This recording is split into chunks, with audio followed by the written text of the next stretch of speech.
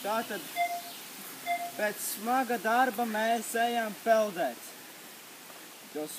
Mēs tikko sitām malku, lielu malku, un mēs esam sasvīduši, un mums ir karsti.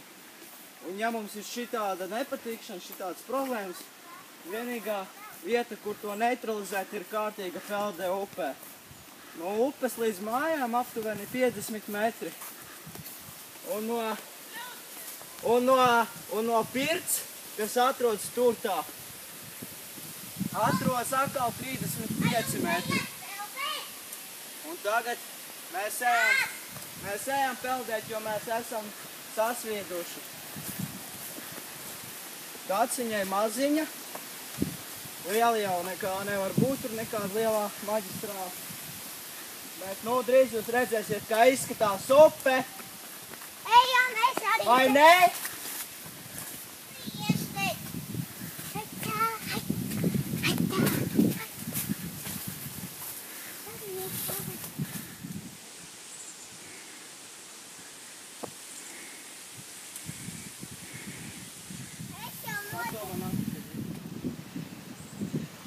Wow, ūdens tiešām ir augsts.